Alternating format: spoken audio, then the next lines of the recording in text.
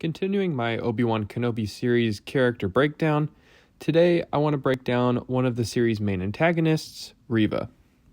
The third sister we're introduced to is aggressive and impatient, even for an Inquisitor. Her violent antics such as threatening Owen and his family caused internal strife amongst the other Inquisitors. The Grand Inquisitor's disciplining of Reva alludes to this internal strife being an ongoing issue. As a consequence, Reva has been ostracized. Other Inquisitors see her aggressive behavior as an affront to gain power and favor. Thus, they push back on her. What the rest of the Inquisitors underestimated about her, though, was her cunning. Their ignorance blinded them from Kenobi, whereas Reva was not. Reva knew she was gambling with her life to kidnap Senator Organa's daughter. Getting involved with senators was what got the Inquisitors sent to Nur in the first place, but the Imperial records were accurate, and Bail was more closely connected to Kenobi than anyone within the Empire's grasp. Fortunately for her, the gamble paid off. Leia's abduction drew Obi-Wan Kenobi out of hiding. Once the Grand Inquisitor knew that Obi-Wan was alive, his aspirations narrowed his vision. Reva sensed the Grand Inquisitor's vulnerability and struck at the right opportunity. Reva's rashness finally rewarded her, and she was now fully committed on her quest for power. With the Grand Inquisitor out of the way and Kenobi drawn out, Reva earned Vader's favor. Despite the Fifth Brother's frustration, Reva was not going to let him or any other Inquisitor get in the way of her path to the Grand Inquisitor title. However, Vader made it clear to Reva that Kenobi was his. Kenobi escaping with Tala's help was a small setback, but capturing Leia herself put her back on course. Reva knew that Leia was the key to her plan.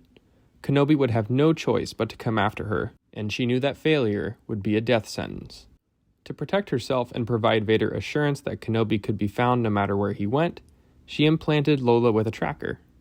Reva was naive to think that the former hero of the Clone Wars was washed up, however. Kenobi snuck Leia out from Fortress Inquisitorius from under her nose. Her failure brought her to the brink of death, only to be caught in her own safety net. Reva's intuition earned her the title of Grand Inquisitor. Her plan for power had finally come to fruition. However, Obi-Wan's compassion that she felt across the door was enough to set the final stages of her plan in motion earlier than she had anticipated. Her violence and aggression was a ploy to gain power, yes, but beyond that, a chance to exact revenge on Vader. Vader's dark deeds had rippled out to Padawan Reva. Reva's loss of her Jedi family, ironically, led her to betray the Jedi Code. Reva wanted to make Vader pay for what he had done, and she knew his focus on Obi-Wan was his weakness. She timed her strike to be at his most vulnerable. She had already taken down the Grand Inquisitor. Surely she could do the same to Vader. But Vader already knew. Jarred, she fought Vader in a fit of rage, but it was all too easy for him. Exhausted, Reva collapsed and relived the nightmare that haunted her for the last 10 years. Learning the Grand Inquisitor was still alive was the final nail in the coffin for Reva's plan. She had got nowhere. A 10-year road to the same place she'd begun, the gutter. While she could not see it, it was her insatiable desire for revenge that got her back there. With nothing left to fight for, she wanted to fight everyone and everything that was responsible for her downfall. Once she found Bail's message, Luke and his family became an easy target. Inflicting terror on the Lars, she sought to do unto them as was done unto her. She wanted someone else to feel hurt and helpless, the anger and rage that steeped within her for the last decade. But at the final moments before she could accomplish this, the visions came back. If she killed Luke, she would have become no better than Vader, the one solely responsible for her anguish. And it's at this moment that her vision becomes clear. She spares Luke's life and takes him back to his family.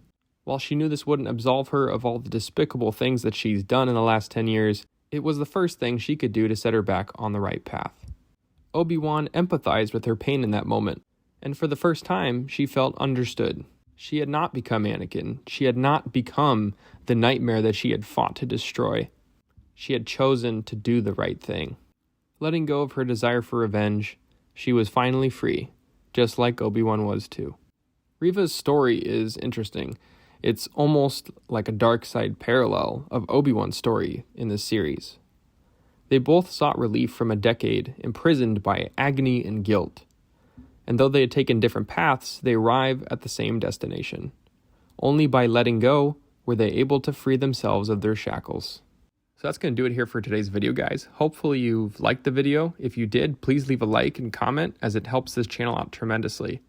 Stay tuned for more character dissection videos coming out soon, and other than that, have a great rest of your day, and may the Force be with you.